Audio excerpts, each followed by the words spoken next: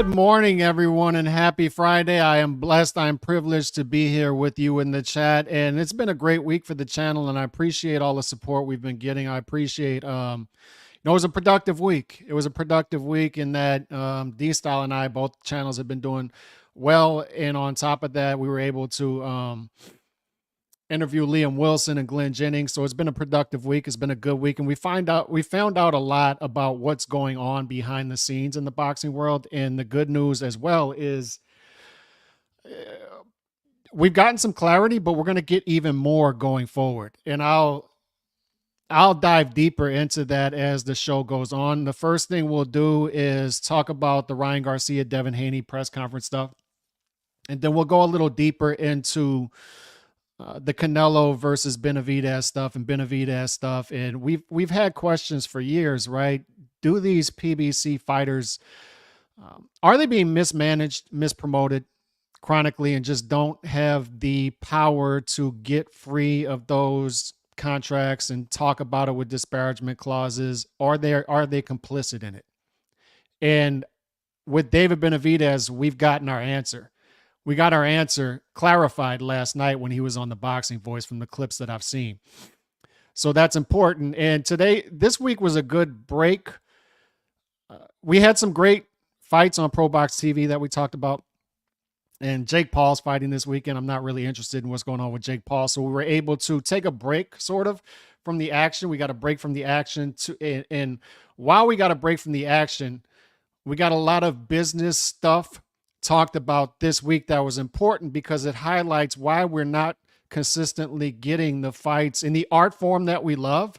We're not consistently getting it on our televisions. And we complain about that as boxing fans, right? We're demonized for it.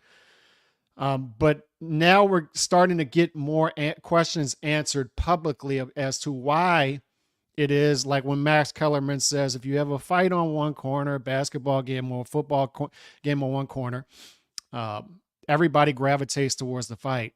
But the business side of boxing has gotten so unethical, convoluted, complex in a world that's being simplified. Everybody's going towards brevity now, simple. You need to make your concepts, you need to make your products more simple to follow, and boxing's going in the opposite direction, right? So now we're starting to get questions answered as to why people are no longer gravitating to the corner where the dudes are throwing down.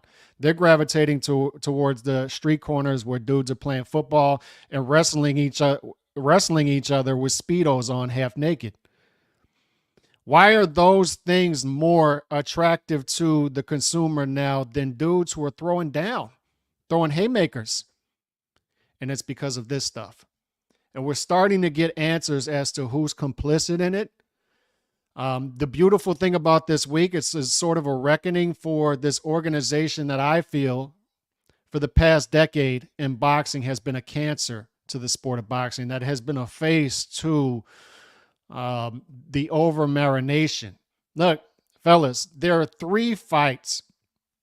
There are three fights now in the past 15 years, say, that the public wants to see. And it was Mayweather-Pacquiao, and it took almost 6 years to get that fight. It was Bud versus Spence. It took almost 6 years to get that fight. And now we're on year 2 to 3 of Canelo versus Benavidez. Who has been the common denominator in all three of those scenarios? Answer it in the chat. Before, there was still a little dustiness there. There was still a little bit of, I don't know, because guess who else is in both of those equations? It's Bob Arum, right? Bob Arum promoted Bud. Bob Arum promoted Pacquiao. So there's still a little bit of complexity there, right? But now we're getting our answer. Who's the common denominator in all three of those scenarios? Who's the common denominator in all three of those scenarios in which important fights have been over-marinated and held up? Who is it? We're going to talk about on the show how when it comes to the PBC, things are all too complex. And they're that way for a reason. They're trying to distract you from what they're doing and make things seem like they're more complex than they should be.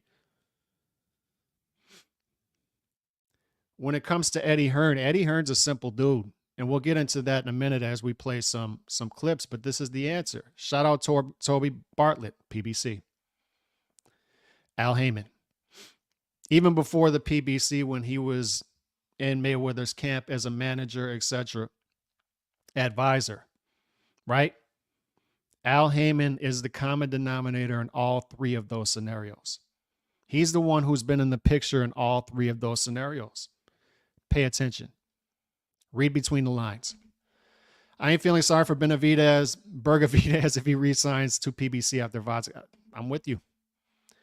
I'm with you. And I've said that for a while, and we're about to play some Benavidez clips here in a minute.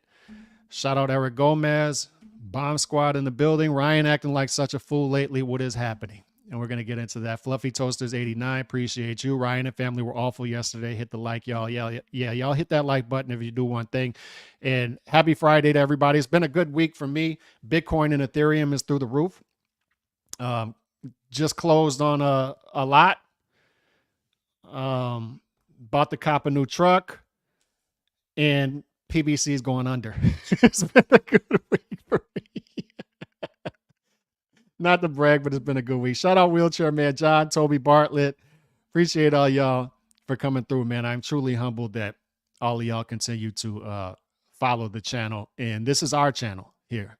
It's not my channel. It's our channel as a chat. And I read all the comments. I take everything into account.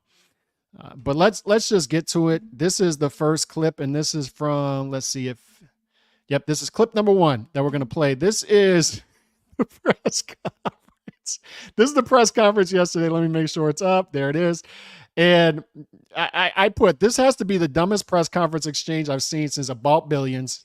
Adrian Broner and Paulie Malignaggi got into a technical semantics debate about whether Paulie's ex-girlfriend was a side chick or ex-official girlfriend.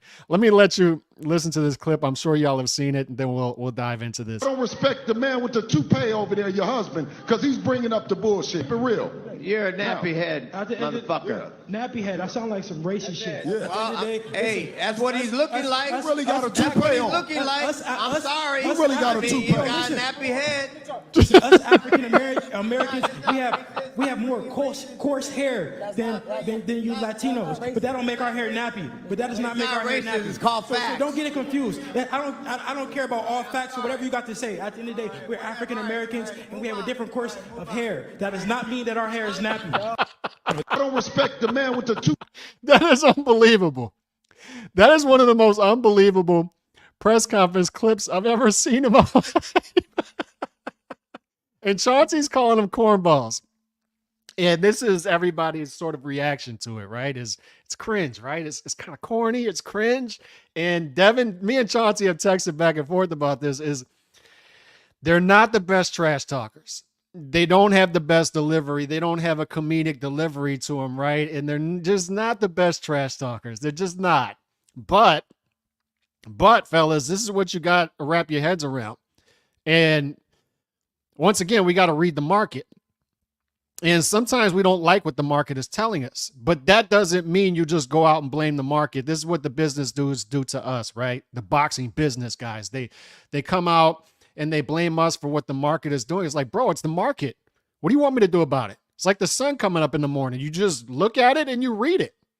I can't change it. We're just reading the market and seeing what it does. And what the market is telling us, and shout out to KO Tickets. My guy, he's a ticket broker. I bought tickets from him.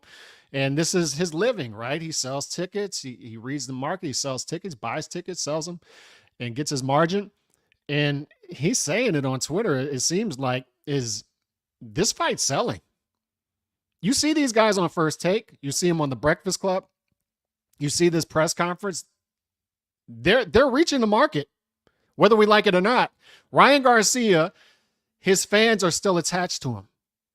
And we can look at Ryan and say this dude's a cornball and you know, he's just not all that good, to be quite honest, but he's selling, fellas. These tickets are going to go. They're selling these tickets for 400 plus nosebleeds at Barclays. You see the press conference and people are lined up outside. Eddie Hearn is going outside the press conference and they're treating him like he's a celebrity. He's out in the crowd taking selfies with fans. We can talk about Ryan's immaturity. all that stuff. And look, I don't think this is sustainable. I think all this is going to come back to bite him. I don't think he's elite. I think every time he steps up, he's going to lose a big fight. But he's still able to beat guys at Duarte's level, that type of guy, and garner up enough attention. And you can say he's not just another Jake Paul because he's beating good fighters. He's not just this guy has a decorated amateur background. And by the way, I was listening to Roundtable tonight and it was great. Last night, and it was great. And you had Steve Kim on there, Coach Malachi, of course, Beeb and D-Style, who that's their baby, right? That's their project. And also Lyndon, who's a promoter out in Australia. And Lyndon and Steve Kim touched on something that's important last night when it comes to this whole situation and these young fighters that were young crop of fighters in and around that weight class that were coming up at the same time, right? Teofimo, Shakur, Tank, Devin, who's, by the way, there's no way I'm letting this go. They're giving Tank another mythical victory off of a sparring video from like 6-7 years ago. That's making the rounds last night, and Ryan puts it out. He gets it from Floyd, and now Ryan's backtracking, right? Because why in the hell, Ryan, why in the hell would you share a sparring video that makes your opponent look below average? Why would you do that? That doesn't build up the fight. But he's doing it, and now Tank's fans are out there, once again, in unison, Tank's army, giving Tank a mythical victory over Devin Haney off of a sparring video 6-7 years ago, for the love of God. Their fighters barely ever fight. When they do, they barely even fight anybody. So these dudes have to reach for mythical victories over sparring sessions from 6-7 years ago. When Devin Haney was a teenager, Devin Haney wasn't even allowed to vote or drink at the time. And they're showing a deceptively edited video to make Devin Haney look bad against Tank. And based off of this, Tank gets another mythical victory over Devin Haney. It's absurd. It's absolutely absurd. Tank fans, man, like, do y'all get tired of being on your knees? And let me let that go. So 6-7 years ago, sparring session. That's what everybody's freaking out about. It's practice, bro. Allen Iverson, we're talking about practice. We're talking about practice. Not the game, not the fights, not the actual fights. We're talking about practice. The hell out of here. He's supposed to get an official victory over a sparring session, but I'm glad it happened, and it highlights exactly. And they were talking about it right before this broke. Steve Kim, Lyndon last night on the roundtable. They're talking about, and this happens in every sport, and that's why sports is beautiful, and it brings us together. And it's also the theory of the unexpected. It's not scripted like professional wrestling for the most part. But what you have in sports is beautiful in that dudes peak at different times. And some dudes stay more disciplined than others. And some dudes reach their ceiling and even go beyond what we think their ceiling is. And then other dudes look great on the front end, look great when they're young, win amateur championships, etc. And they never reach their full potential. And when you look at this crop of young fighters in and around that weight class coming up, Teofimo, Shakur, Tank, Devin, among others, I would have never thought 2-3 years ago, even just 2-3 years ago, that I'd have Devin ranked the highest on the pound for pound list out of those guys. And it speaks to what Steve and Lyndon were talking about last night. Is Devin just seems like the most level-headed, disciplined, consistent guy out of that crop.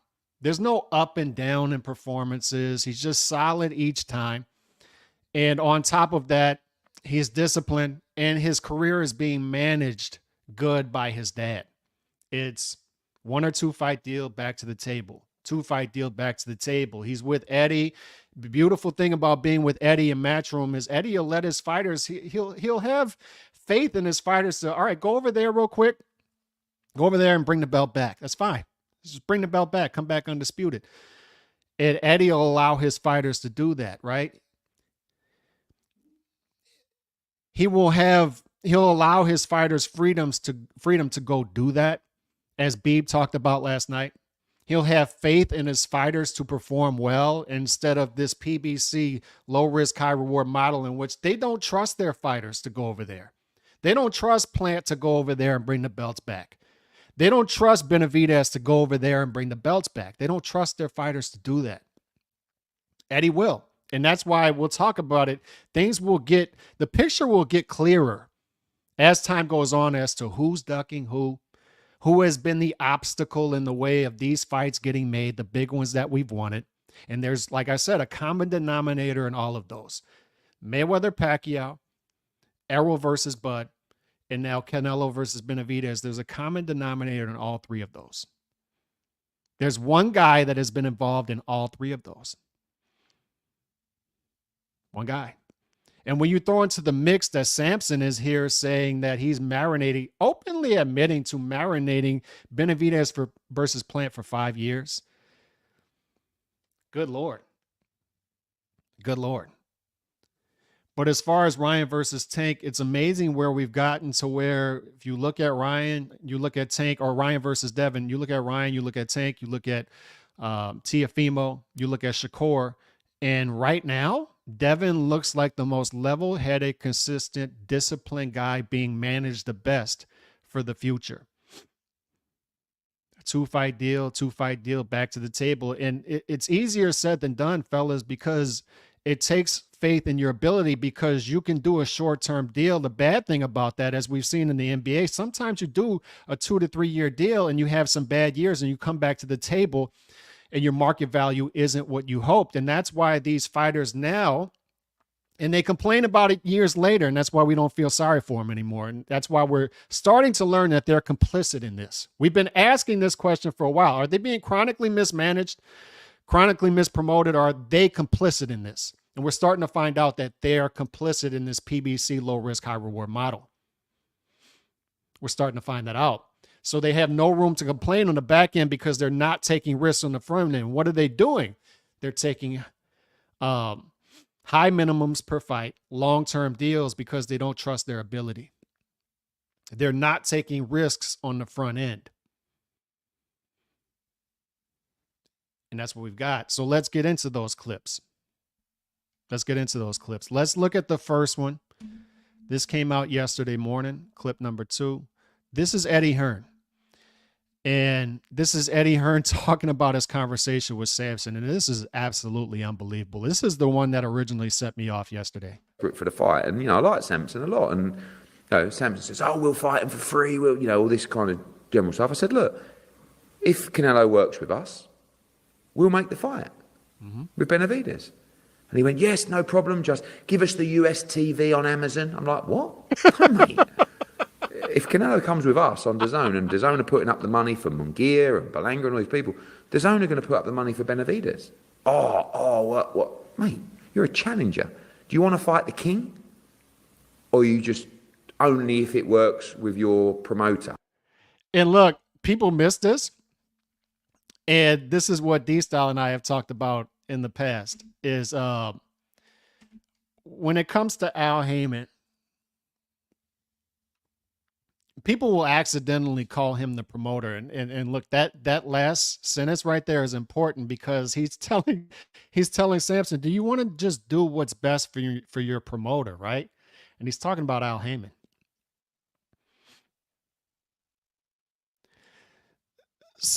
It's what makes the PBC model confusing and too complex, and why we've talked about it for years. It can't work. It can't work when you have everybody doing jobs that they're, one, not capable of, and not signed up to do. Steven Espinoza, condescending, looks like a weasel. He's not the type of guy you want as a press secretary. He's a network exec, and he's a network exec for a reason. He's not supposed to be all up in the videos. Do you see DAZN's network exec, ESPN's network exec doing interviews? You don't. It's not their job. But Steven Espinoza is used as Al Heyman as a mouthpiece, a press secretary. He's a press secretary for Al Heyman, explaining away all of Al Heyman's policies. And he's not capable of doing it. That's not what he's paid to do. And on top of that, you got a guy like Sampson who is basically behaving like a manager, and he's a promoter.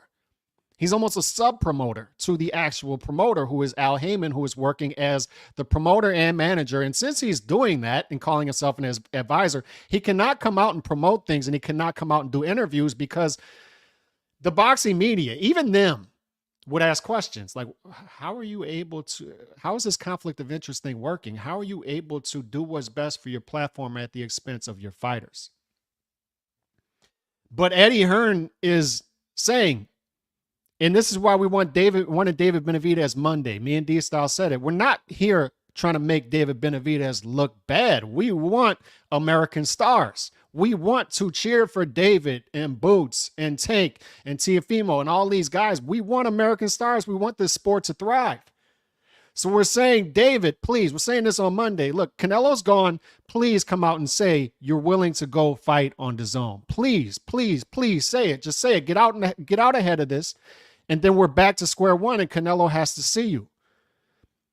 We're not going to excuse away behavior in which Canelo will go fight Berlanga ahead of you. Just go out, go say you're willing to do that. He has the right as the A side. And by the way, all these guys who speak out for athlete empowerment and fighter empowerment, and it's typically the PBC guys, right? Athlete empowerment. That's why they're inactive, because, you know, in making a lot of money, because it's just not good for their brain damage, right? And CTE for them to fight a lot of fights, and they're making a lot of money, and good for them, good for them.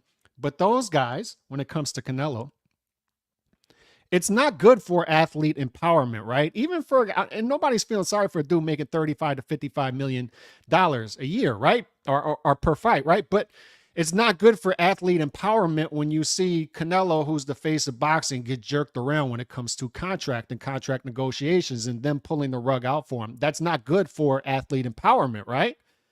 We're all here for athlete empowerment, right? That's what these guys say anyway. But they're contradicting themselves once again. It's not good for a fighter who is out there risking his life to be jerked around in contract negotiations when he's promised one thing and it's like, nope, nope, nope, we're not going to give you that 33% through the deal. We got to be consistent, right? But when it comes to Eddie Hearn got out in front of it.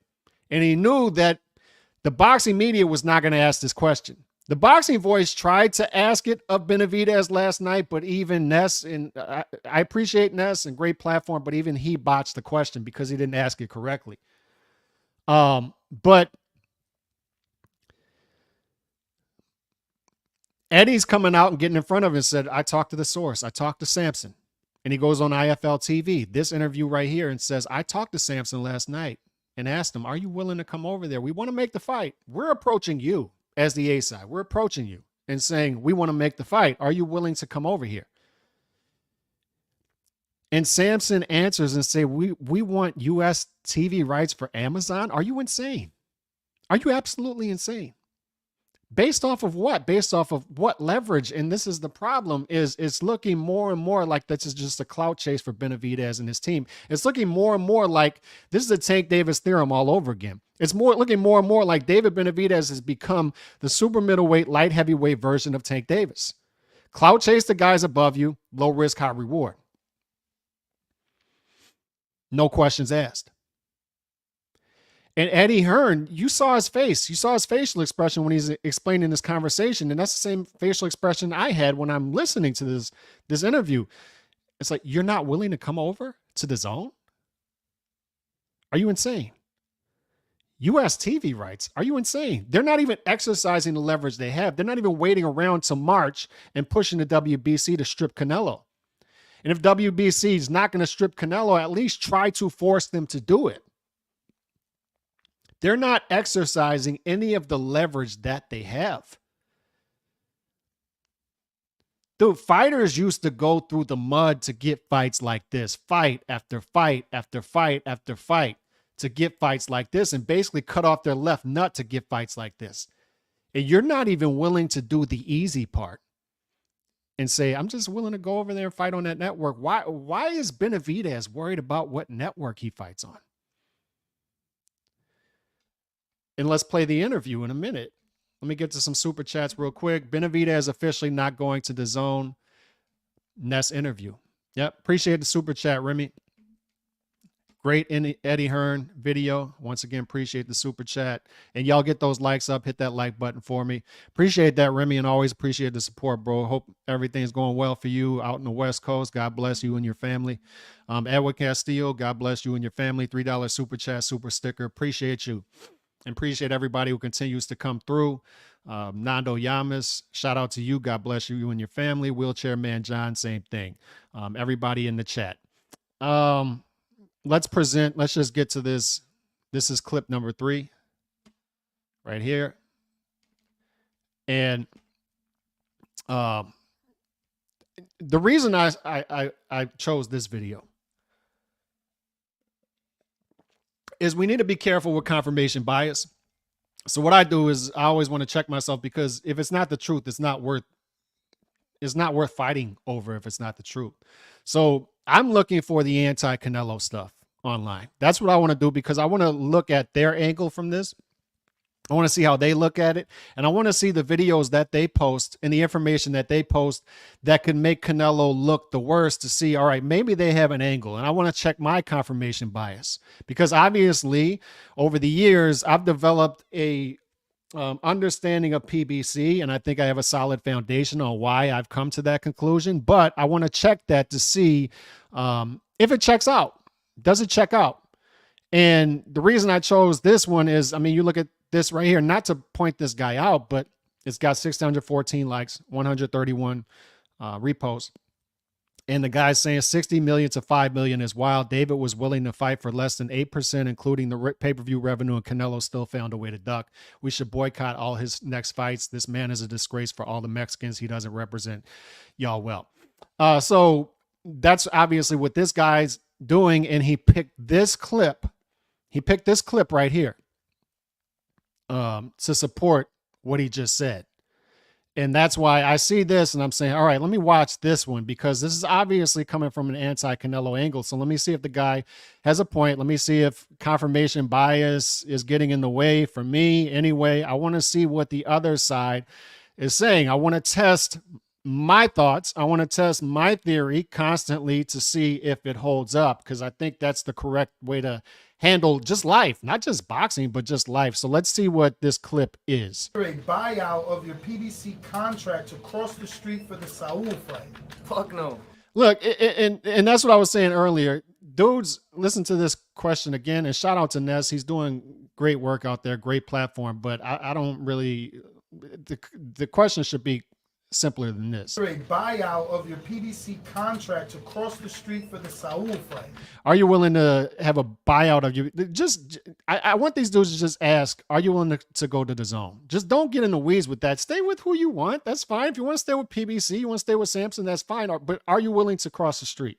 You don't need to talk about buyouts and all this stuff. Are you willing to cross the street to go to the zone? That's all we need them to ask. Fuck no. Bro, like, if I'm just being completely honest with you guys, that's why we're like, you guys, people kept criticizing me, saying that I only want a payday, this and that. Oh, no. I've been making good money, bro, for fucking like 7 years. Really good money. PBC now Heyman have taken care of me. This is what you need to pay. This is the pull quote right here. Pay attention to this part right here. Bro, like, if I'm just being completely honest with you guys, that's why we're like, you guys, people kept criticizing me, saying that I only want a payday, this and that. I've been making good money, bro, for fucking like 7 years. Really good money. PBC now Heyman have taken care of me. So what they were offering Canelo, they were offering him close to 60 million. I think that's even before pay-per-view buys. After pay-per-view buys, it would have been a fucking killing. I wasn't getting nothing, no percentage. I was getting a fee of $5 million. I pay out all my people. I think I'm left over with 3.5 before taxes. You know what I mean? So I was fine with that. I was completely fine with that. This guy was taking everything. He was literally taking everything. I'm not saying that he shouldn't. I mean, if he's entitled to, he's entitled. I don't give a fuck. I wanted the opportunity. But if they're giving him 60 million here, what could they possibly get? A buyout of Listen to it again. Contract across the street for the Saul fight. Fuck no. Bro, like, if I'm just being completely honest with you guys, that's why we're like, you guys, people kept criticizing me, saying that I only want a payday, this and that. I've been making good money, bro, for fucking like 7 years. Really good money. PBC now Heyman have taken care of me. So what they were offering Canelo, they were offering him close to 60 million. I think that's even before pay-per-view buys. After pay-per-view buys, it would have been a fucking killing. I wasn't getting nothing, no percentage. I was getting a fee of $5 million. I pay out all my people. I think I'm left over with 3.5 before taxes. Oh no. You know what I mean? So I was fine with that. I was completely fine with that. This guy was taking everything. He was literally taking everything. I'm not saying that he shouldn't. I mean, if he's entitled to, he's entitled. I don't give a fuck. I wanted the opportunity. But if they're giving him $60 million here, what could they possibly get? If he's entitled to it, what are you complaining about? Number one, but it 50, 55, 60. I've heard 70. And he's not in the contract. This is unbelievable to me. Just every time I hear it, what are you negotiating? It's a breach of contract, bro. What are you negotiating? You're not in the deal. And your team is coming out every time Canelo fights and saying he's ducking us, that, bro, you're not in the deal. And you know you're not in the deal. I have to believe that you know what the contract says. So negotiate what? What do you negotiate? You have no leverage to negotiate anything. And nobody's going to believe your team 50, 55, 65 million flat fee. So now we know, they've said the quiet part out loud, by the way, that his dad said it a couple days ago. They have a $5 minimum per fight. Good Lord. And this speaks to, for years we've been asking, and now we're getting our answer. And that's why this week is important, and why we should focus less on who's ducking who and more on this macro issue is, why are we not creating more American stars? When I talked to Steve Kim about this, we'll talk about this, and we'll say, where's the next American star going to come from? And I say, I don't know where it's coming from, but I tell you what, the market is not conducive to building American stars. Why? Because first of all, they're not fighting enough. I mean, I have a video coming next week about the activity and the difference in activity. In 1993, the top 10 pound for pound fought a combined 37 times. 2003, they fought a combined 22 times. And now we're down to 14 to 15 per year combined. And the more troubling part about that, as I dive deeper into the research I'm doing, is if you go back and you look at the top 100, top 150 pound for pound, inactivity as it went down on the pound for pound top 10 level, because you can almost excuse them, right? Even though you don't, you need to see your stars fighting more. And that's why it's good when Canelo says he wants to fight 3 times this year, and Inoue wants to fight 3 times this year, and AJ wants to fight 3 times again this year. And you say it's good that you have the top 3 fighters universally wanting to fight a lot and be active. And oh, by the way, it's not an accident that those guys became universally the biggest fighters in this sport. It's because they do things like that. It's because they've made some sacrifices and taken some shorter money than they deserve in previous fights, and built up their resume and fought a lot of title fights. And now they're still cut from that cloth to where they're still willing to outpace their peers, even their younger peers, on the pound for pound list as far as activity. And it's why Inoue is the pound for pound #1 fighter in the sport, in my view anyway, because he's outpacing Bud Crawford 2-1 as far as fights. He's going to fight twice before Bud fights again, and they fought in the same week in July. And it's why Lyndon brought this up last night, who is a promoter in Australia, is why he brought it up last night on the roundtable, and he's saying, why are these guys, why do they continue to drop their bag? Why do they continue to destroy any momentum they have? Bud Crawford fought back in July, and I understand, and once again, it's dealing with the PBC, right? The PBC held him up. They jerked him around with no negotiations, and now they held him up on a rematch clause. But the broader picture is everybody seems to be dropping momentum when they get momentum. And the market needs to see these guys. We're already at a disadvantage in boxing in that you have 82 games in the NBA. You have 162 games in the MLB. There's football during football season. There's football almost every day in both college football and the NFL. We're seeing these guys once or twice per year. We're already at a disadvantage. How are you going to breed any familiarity with the market? How are you going to build an organic fan base? How are you going to do that fighting once per year? How are you going to do that? Steve Kim brought this up last night. It used to be Tommy Hearn's fought what, almost 30 fights his first 2 years. So he's out in front of it, and he's taking less damage, by the way, in real fights than he would in 8 to 10 week training camps, sparring, 16-ounce gloves, headgear, constant head trauma and sparring. And he's out there fighting. It's smarter to do. It's actually safer. It's actually healthier. And he's breeding familiarity with the market. He's getting these people emotionally invested in him. He's going out door to door and preaching his own gospel. I mean, so to speak. It's a smart thing to do. Now these fighters have gotten away with it. Now these fighters are becoming twice per year fighters, 2-3 fights into their career.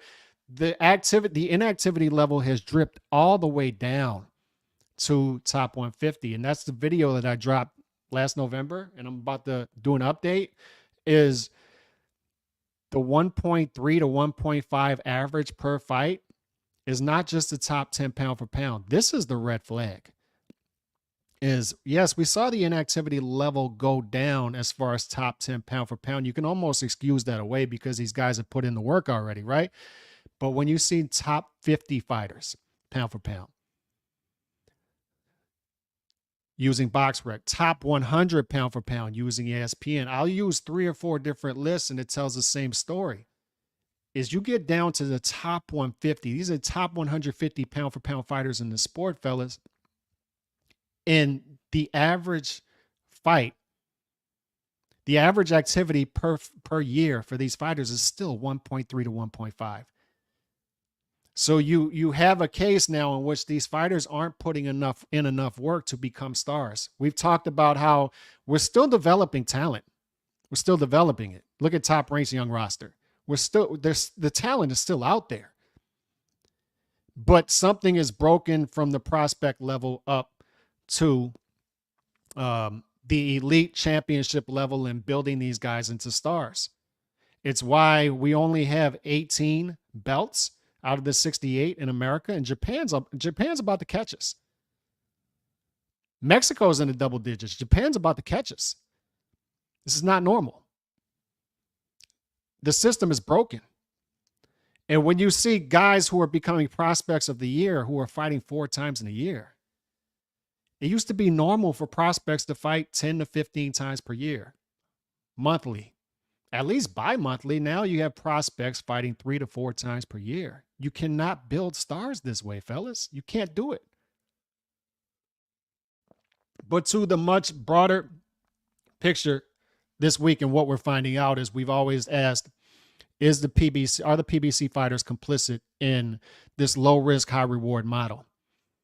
Do they sign their rights away and their freedom away and then sign disparagement clauses to where they can't come out and publicly speak about it and they're trapped into deals? But then you see this and you're like, why do these guys continue to sign extensions? Remember when David Benavidez went on the Boxing Voice and announced that he was signing an extension? And we were all like, dude, Canelo is about to be a free agent, and why wouldn't you become a free agent?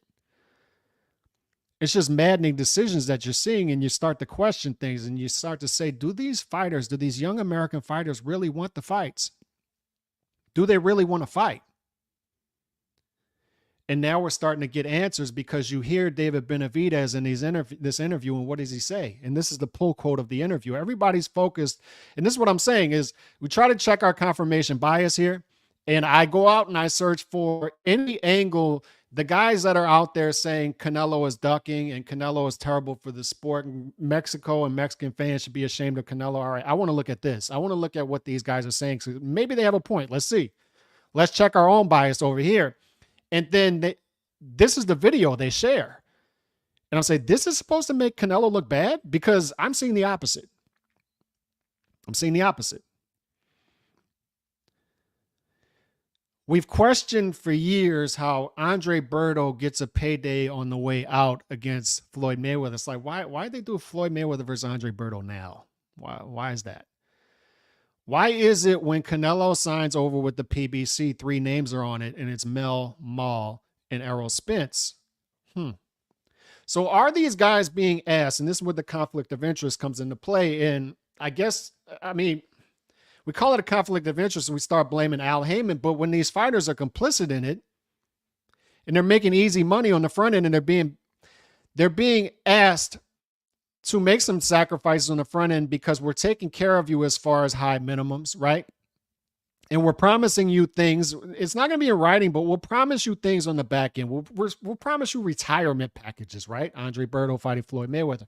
And now we're seeing Mel Mall and Errol Spence. And we're all asking, why are those guys in a deal? And we're seeing this, right? And we're saying, look, I'm not saying, and we'll have plenty of time, dude, believe me, there's going to be a vicious cycle for Canelo if he fights Berlanga in new cycle, and that stuff's going to come up. And I'm not saying he's not complicit in this in some kind of way and signing a deal like this. But if you're Canelo, all these business guys who are out here and are trying to blame Canelo for stuff right now, you can explain why Canelo would sign that deal. It's like 3 easy fights, and then we'll just come back to the table a year from now, and you'll offer me an extension to fight Benavidez. What do I sign?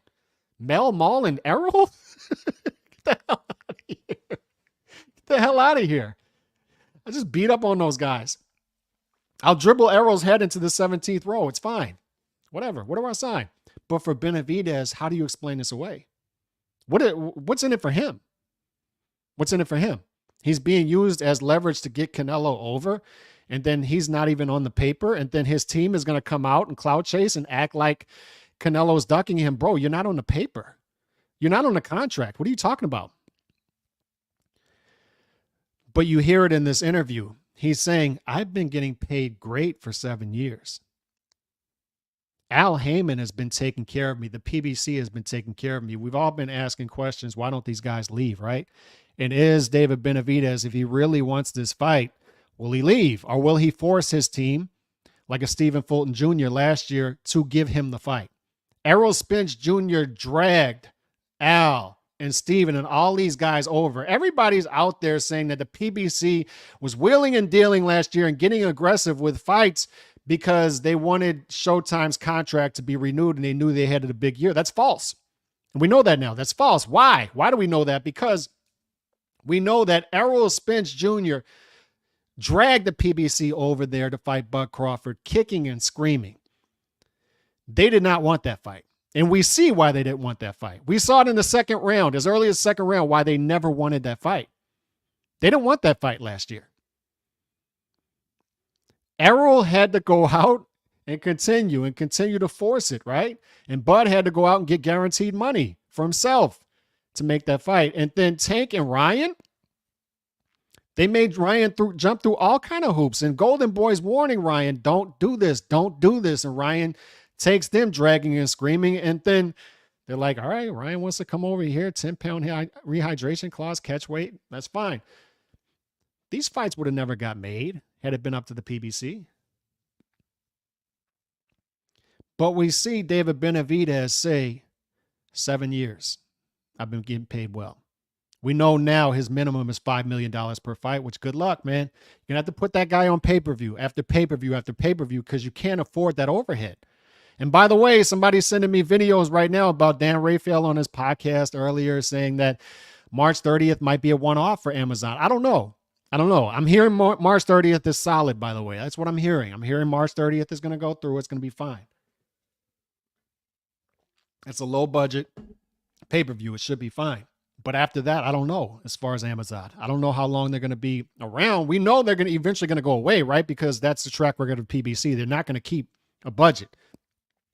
The PBC with platforms, the PBC with networks is like Taylor Swift with men, right? It's like, yeah, we know she's with Travis Kelce now, but eventually Travis Kelce's going to leave her or she's going to leave him. She's going to make a whole album about it, make $1 gazillion. She's going to be single again. And it's the same thing with PBC. They're going to continue to run this Ponzi scheme. They're going to continue to run this pyramid scheme, this Tupperware scheme, this Herbalife, Facebook, suburban housewife scheme. And Al's going to make money off the top. He's going to skim some money off the top. He's going to scam investors. He's going to continue to do that. He's going to continue to get some networks to give him a little bit of a budget so he can go along. He's going to do it to Netflix. He's going to do it to whoever. He's going to keep going along, but he's going to do it at the expense of the boxing fans, most importantly, but his fighters as well. Because what David isn't realizing yet is I'm not a star. You walk into any, dude, just go around your neighborhood. Just do this exercise, your homework for the weekend. Like, just go and ask anybody. You know who David Benavidez is? They're not going to know. They're not going to know. You know what Boots Ennis is? And Boots isn't with PBC, but basically he was a PBC independent contractor for the most part, but staying loyal to Showtime. But any of these young American fighters, you ask them, they're not going to know who they are. They know Ryan Garcia, but these other guys, they don't know. And it's because they're doing things early on to stunt their growth as fighters, both as fighters and their market value. And that's why a lot of fighters, from what I'm hearing, are having painful conversations this week because they realize that Canelo is no longer subsidizing shitty boxing over at the PBC. He's not going to subsidize this Amazon deal because they need it. They were desperate. They were desperate. And that's why Canelo did boxing. He didn't do it he did it for the best interest of himself, but as an extension, he did it. He hit the reset button and he did a good thing for boxing fans here because he hit the reset button. He said, I'm not sticking around. I'm not going to fund your GoFundMe business model here. I've already done you guys enough favors. I went over to Showtime to fight Caleb Plant when nobody outside of Nashville knows who Caleb Plant is. And he's saying, David Benavidez, you're paying him $5 million per fight. How are you going to do that? How are you going to make money off of that? How in the world are you going to build Tank's name up fighting Frank Martin? And they're paying poor Frank Martin. They had poor Frank Martin. And I can't feel empathy for these guys anymore because they're being talked into it. And they think it sounds like they have Stockholm syndrome to me when I hear their interviews, but the dude turns down $1 million to fight Shakur and he takes 20% of that to fight Tank Davis. But they have to, for the idiots out there, the dumb American boxing media are the ones that are just trying to brainwash you. They're trying to brainwash you into thinking that Tank Davis is the face of boxing when his B-sides are making $200,000. Get the hell out of here. But it's easy to make money off of Tank. And with David Benavidez, they're going to have to follow the Tank Davis model if they're going to keep him over there and keep him safe, keep the O, and have cheap B-sides like Alexander Vasek in order to make a small margin off of these pay-per-views. And they're going to have to continue to put these guys on pay-per-views and non-pay-per-view level fights to keep going because they no longer have a budget. And on top of that, because of this, you cannot build these guys into stars. You can't. You can't. You walk around your neighborhood, they're not going to know who David Benavidez is. And how are they going to stumble upon a David Benavidez fight when you charge $65 to $80 for him to fight Alexander Vasek? Vasek with a silent G. Nobody knows in America, and Vasek may be a good fighter, but nobody in America knows him. How are you going to turn David into a star? And this is what is maddening about these fighters is there comes a point in their career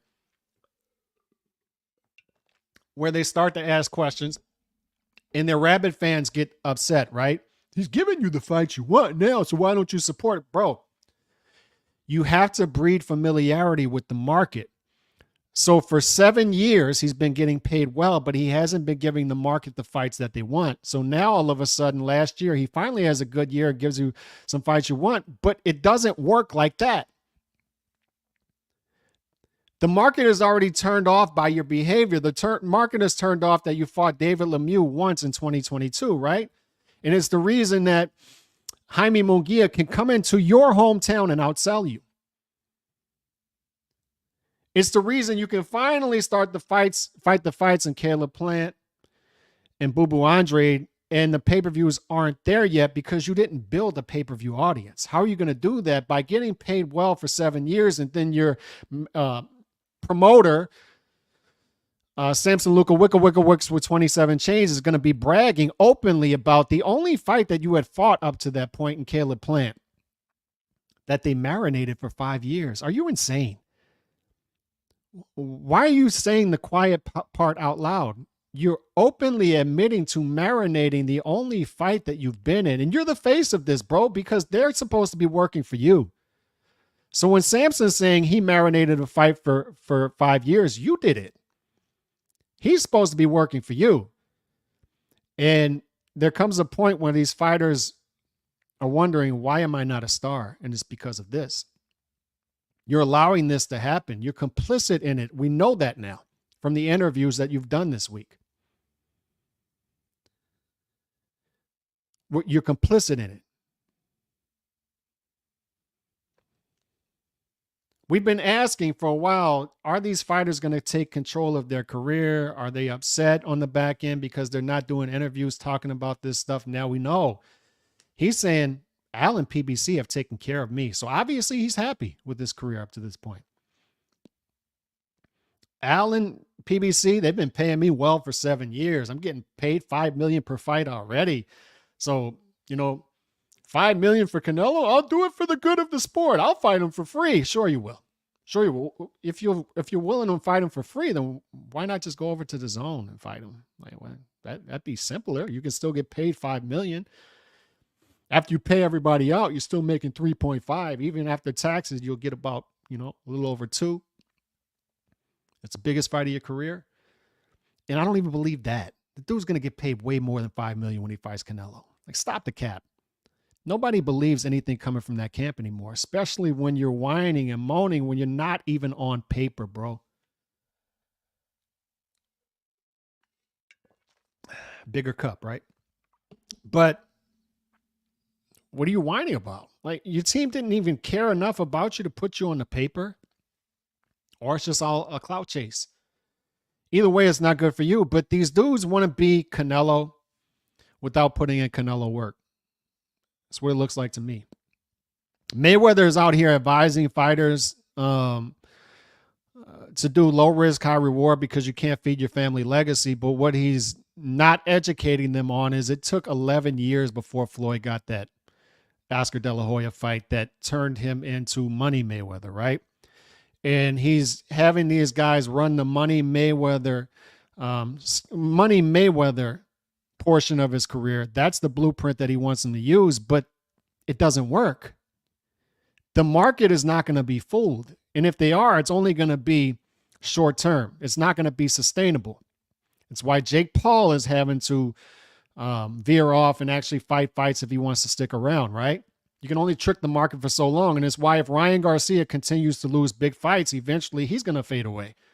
You can only trick the market for so long. And even with Ryan Garcia, what you got to give him is, for a decade, he's been on social media. He's been out in front of it. Constantly on social media, constantly, multiple posts per day. So he's actually been putting in some work on the front end with marketing, mass marketing, going out and meeting people, going out and touching souls. We can talk about how he's a cornball. We can talk about how he's not that good, but amateur background, he has some talent. He has enough talent to beat the Duartes of the world, right? We don't think he's elite, but he's been putting in some sort of work for 9-10 years and going out and meeting the market and getting people emotionally invested in him. These fighters right here expect to be paid high minimums, take it easy, take step-aside money in some cases, wait around to have belts emailed to them. But with David Benavidez specifically is he's getting paid high minimums.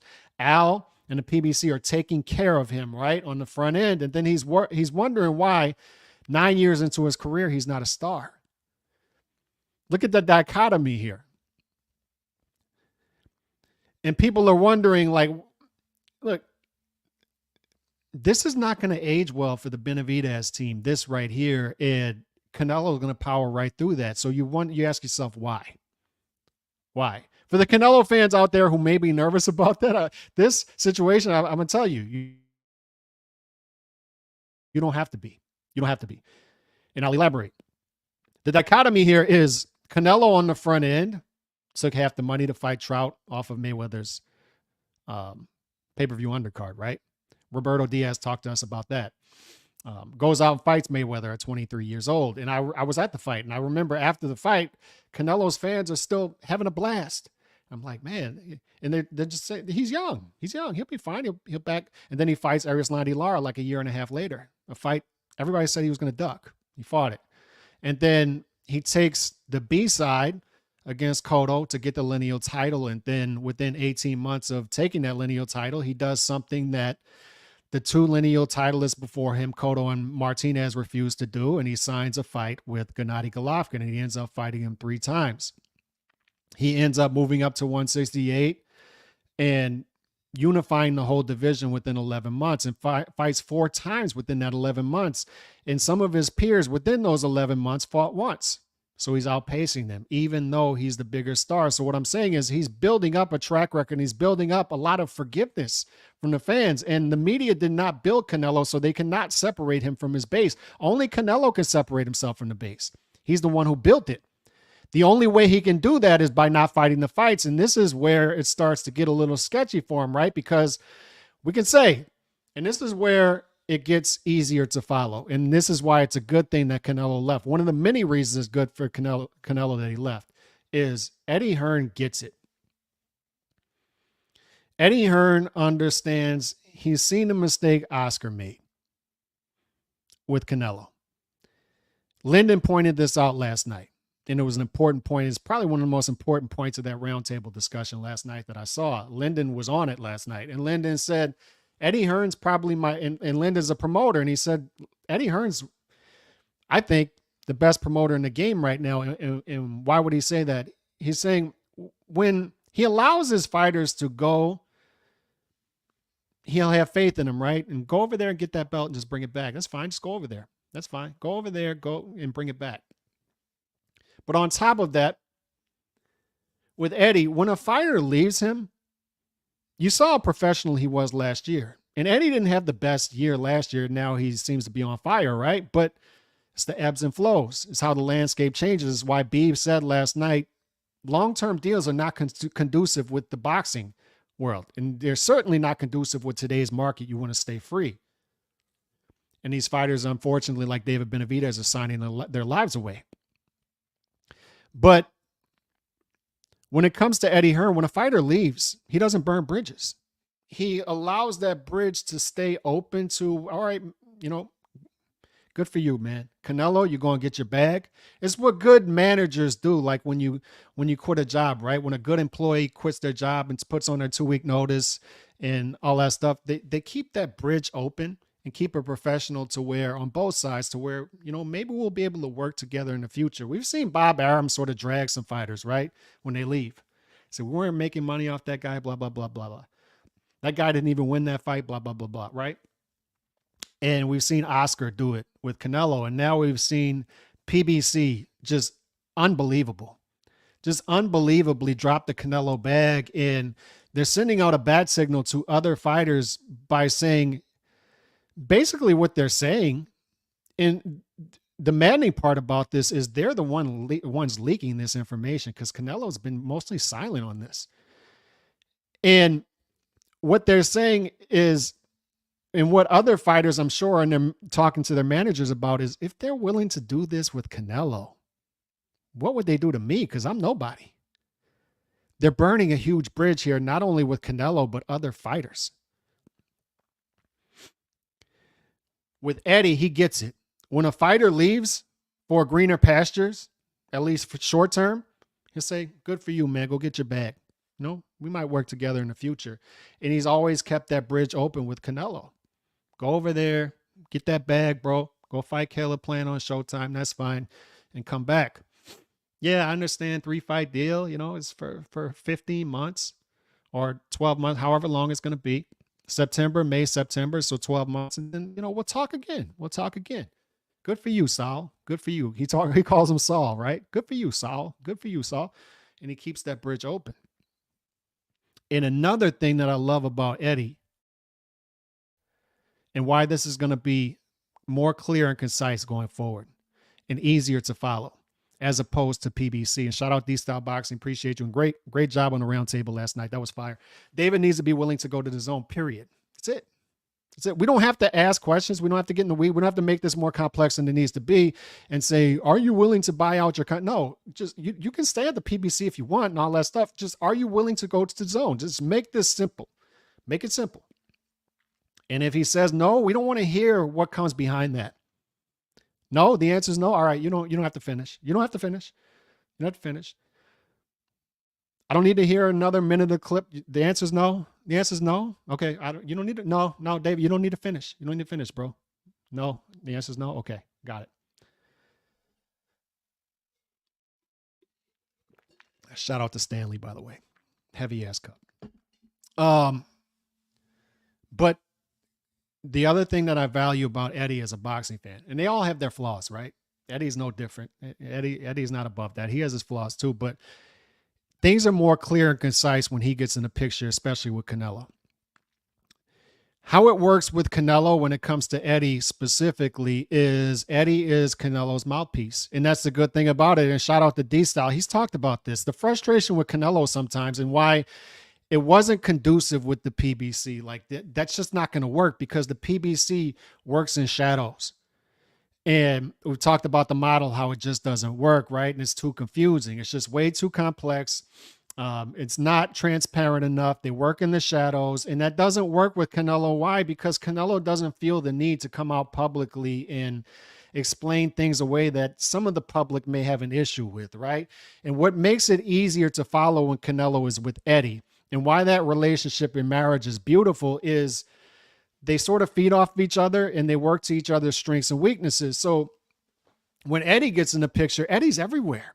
And D-Styles talked about this. It's almost a detriment sometimes because he spreads himself too thin, right? Because he's in Europe on a Thursday, then he's in Mexico in a bull ring on Friday, then he's back in Europe on Saturday. He's in America this day, and maybe he needs to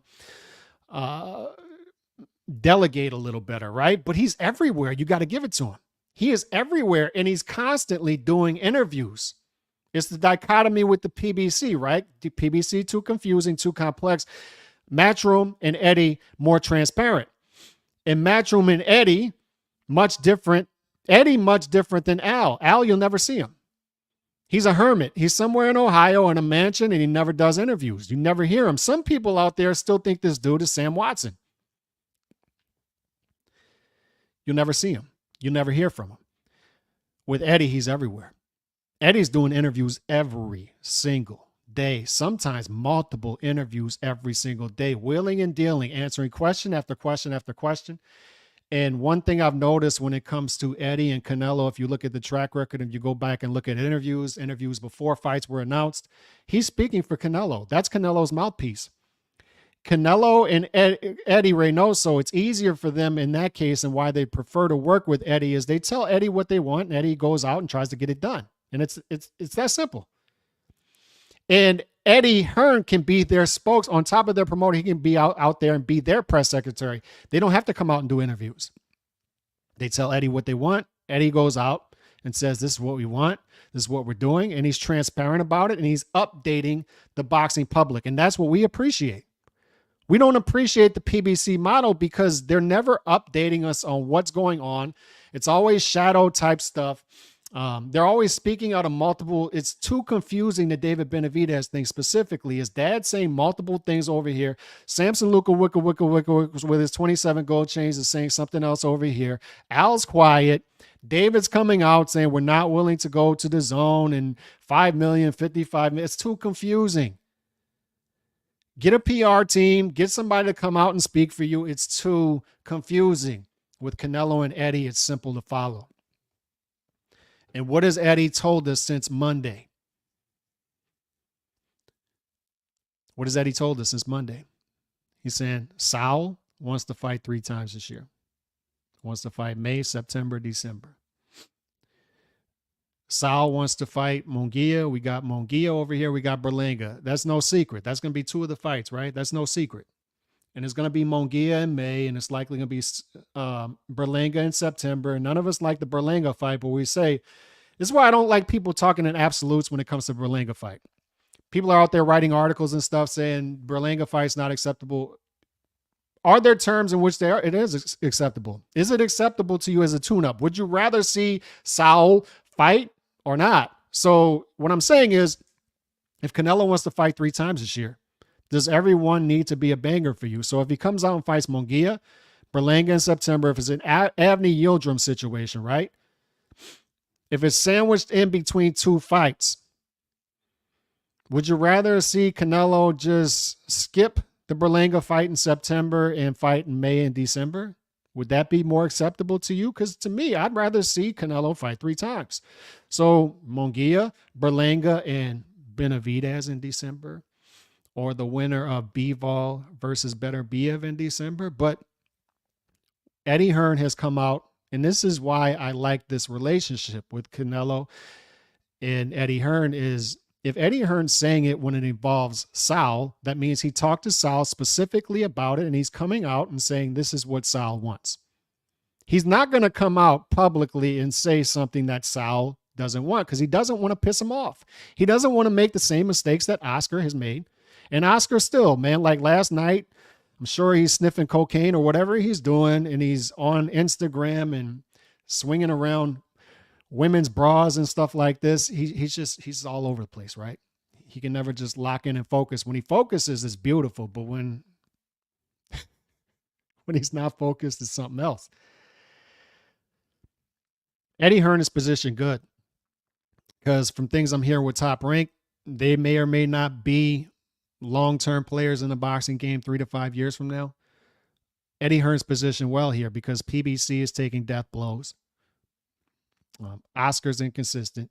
Top Rank, who knows? Who knows what's going to happen there? And Eddie is positioned well. But one of the reasons he is people see the relationship he has with Canelo. If Canelo says it, Eddie's going to come out and say it for Canelo. And it makes things easier to follow as a boxing fan, and we appreciate that, right? So Eddie's saying 2 things. He wants to fight 3 times this year, and obviously it's Munguia, Berlanga, but the third name they brought up is Benavidez. And what we've been saying since Monday, you've been conditioned and brainwashed as a boxing fan to think that if this guy's over here and this guy's over here, that the fight can't be made. And networks make things more difficult, right? But it becomes easier here because Amazon's not a real player, at least up to this point, number one. And 2, this isn't a 50-50 situation. This isn't even close. Sometimes you don't have 50-50 situations. You have a 60-40 or a 70-30, and it's still, right? Mayweather, Pacquiao. We need to have Showtime and HBO involved. You know, Mike Tyson with some of his fights, right? We have to have Showtime and HBO involved. That's not the case here. Benavidez is not a real player. Benavidez is selling 40,000 pay-per-view buys, and that's what they're saying he's selling. I don't know what the real number looks like. His live gates are not doing as well as people are saying. He's being outsold in his hometown by Jaime Munguia. He has no leverage, and the leverage that he can exercise as far as sanctioning bodies, etc., he's not even using to his advantage. He's leaving a 175 before the mandatory is even discussed in March.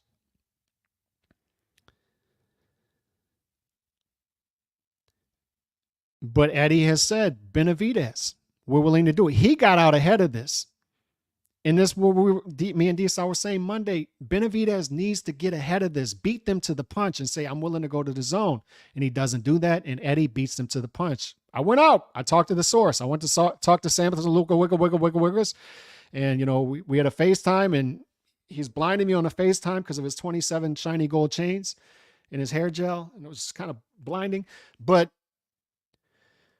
I have this discussion, and he's not willing to go to the zone. He's talking about US TV rights? Like, what the hell?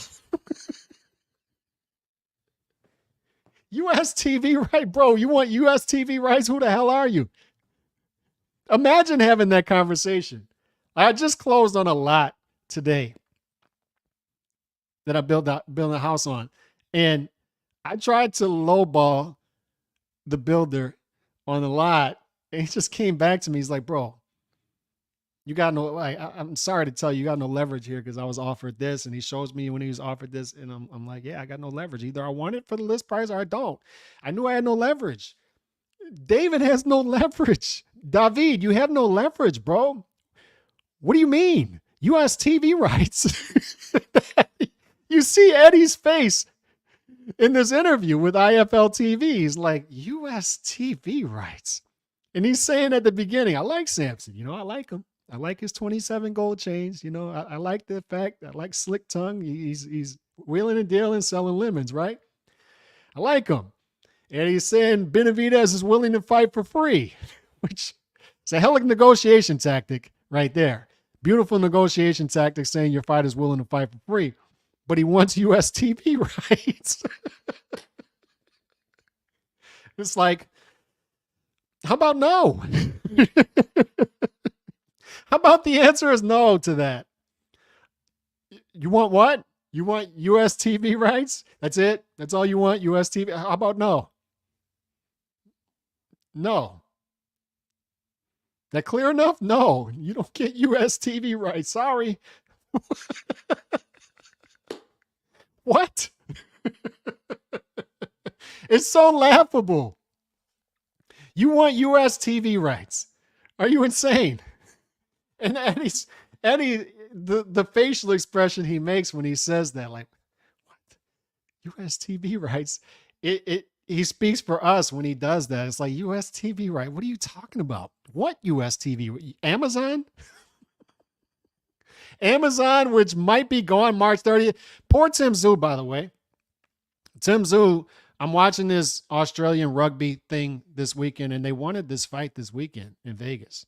Tim Tszyu wanted this fight, but much like the PBC dropped the ball with Canelo Alvarez twice when it came to Mexican Independence Day weekend, and they would have done it again, by the way, had they been in the picture in 2024. They dropped the ball twice with Canelo when it came to not delivering a fight on Mexican Independence Day weekend, middle of September. And with Tim Tszyu, same thing.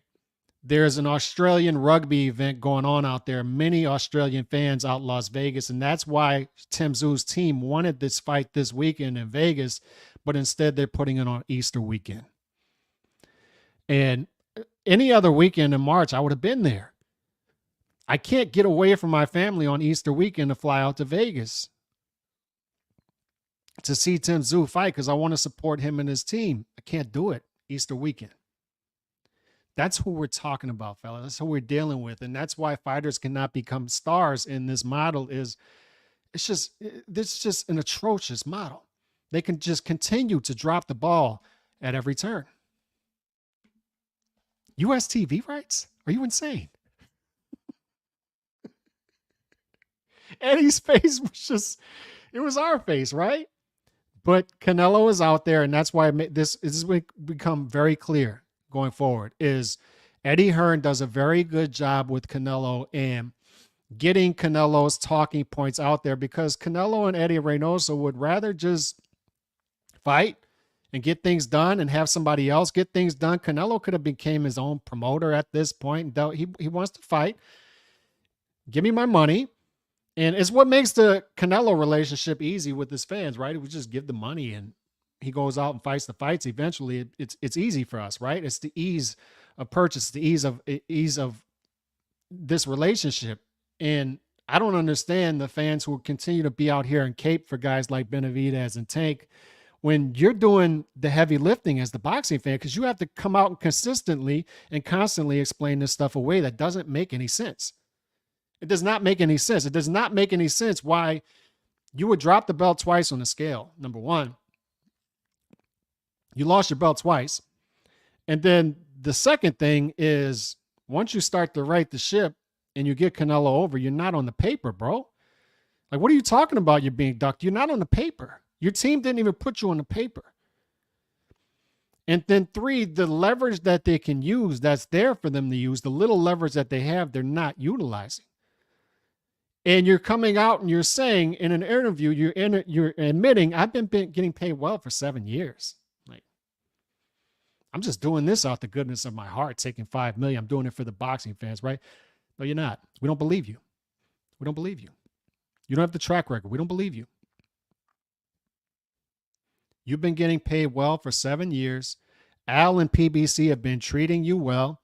You're not willing to do things that will go against them. You're allowing yourself to be used as platform protection for them to try to get Amazon off the ground, which good luck with that. Good luck paying this guy $5 million minimums per fight and fighting guys like Vodzik, who with the silent G, who nobody knows, and putting on pay-per-view. Good luck. Good luck trying to get that off the ground. Good luck trying to get that project off the ground. And you're wondering why you're not a star. Are you kidding? Are you kidding?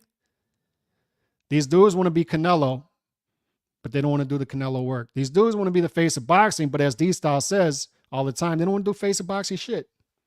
They're not willing to do it. They're not willing to make the sacrifices on the front end.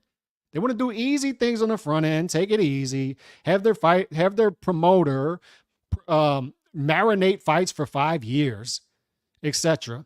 And like I said earlier, Mayweather Pacquiao, Bud versus Errol, and now Canelo versus David. 3 over-marinated fights. Who's the common denominator in all 3 of those? Before, there was a little bit of ambiguity, right? Because Bob is involved in the first 2, but now Bob's not. And now we got another over-marinated fight, and who else is standing there? It's the hermit from Ohio in his mansion with his flip phone, constantly putting obstacles in the way of a fight that the fans want.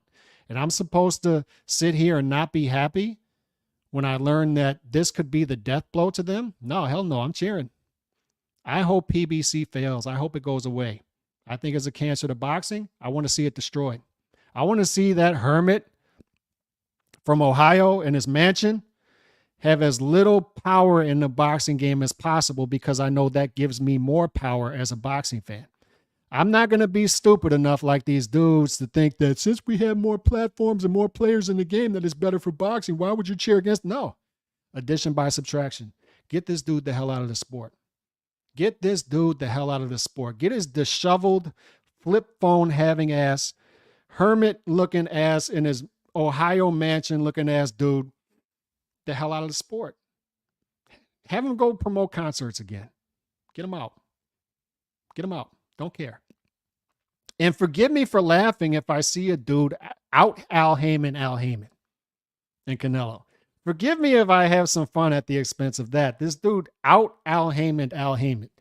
And he out Floyd Mayweather. These dudes are saying Canelo's scared because he got all his. Canelo can't feed his kid's legacy, right? He can't feed his kid's legacy. Canelo's out here robbing the bank. What happened? What happened? We didn't want to be here, bro. We were out here. Me and D-Style out here, and that's why we consistently did it. So the receipts are out there. We want Canelo versus Benavidez, and we don't care what the pay-per-view numbers for Benavidez are. But the maddening thing about this, the ironic thing about this, is they're the ones bringing up the business side. Canelo's been quiet. They're the ones bringing up business. Are you insane? Who is David Benavidez and his team to be bringing up business? It takes them 2 minutes to count up their pay-per-view buys. Who are they to bring up business? Your angle here was the competitive angle. Your angle here was, I'm a threat. As far as in the ring, I'm a threat. I don't do anything as far as numbers. I don't bring pay-per-view buys to the picture and all this stuff. The competitive angle is the angle I need to play because that makes me a threat, right? That gives me access to Canelo because otherwise I'm not in the same stratosphere. For the love of God, this dude's on the Forbes list and I'm selling 25,000 pay-per-view buys or whatever he's really doing. I'm being outsold in my hometown by Jaime Munguia, for the love of God. Who am I to bring up business? But they do. That's the incompetence of this team. So the beautiful part about this is now we have the reset button being hit by Canelo. Now it's going to be a knockdown blow to the PBC, and now we see how they react to this. They were already shell-shocked from losing Showtime so much that they only have one fight on the first quarter schedule, and it's on the last day of the month, and good luck selling pay-per-view. It's going to do like 10,000 pay-per-view buys. It's going to do worse than the Bud Crawford BLK Prime pay-per-view. And they don't even put it on the press conference on a platform that the fight's going to be on. This is a joke. It's embarrassing. This whole project has been an embarrassment. Now we'll get to see them sort of, wiggle for life and look for any kind of rope to save themselves, right? Good luck. Good luck. Good luck getting out of that quicksand. Good luck. All right, so that's going to be fun. But on top of that, now we're going to get a clearer picture. Now we're starting to get a clear picture this week of It's looking, I don't know, man. Y'all looking suspect over there. Y'all are getting a little more quiet as the week goes on. It's looking more and more like the Benavidez team didn't want this fight as bad as they said. And on top of that, Canelo's team, it becomes more clear now because Eddie is the perfect press secretary, not only promoter for Canelo. He comes out and speaks for Canelo and says, this is what Sal wants. It's what Sal wants. And I'm going to come out here and execute it. I'm going to try to execute it. And I'm talking to Benavidez's team. We've started this process. We've started it. And unfortunately, Benavidez did not take our advice. And why would he take our advice, right? Because we're just stupid boxing fans over here. But he didn't take our advice and get in front of it. And he has to come out on Thursday after and do damage control. Because Eddie's out there getting in front of this and saying, look, this is a death nail. This fight's easy to make. It's easy to make. We'll put up the money. And David, you come over here and fight, right? No, we want TV rights. What? You want TV rights? Are you stupid? Did you just roll off the short bus? You want TV rights in America? Yeah, okay. Yeah, you can wait for that. We'll get to that. Like, we'll get you those TV rights in America half past never. How about that? We'll get you those TV rights January neverteenth, 2000 neverteenth. How about that? How about no? How about no? You're not going to get TV rights. How about no? Are you stupid? No. So we'll be back next week, man. Not much going on this weekend as far as boxing fights. Not really interested in Jake Paul. So we'll see y'all next week, man. Great week for the show. Great week for our platforms, and appreciate y'all support. God bless. Peace.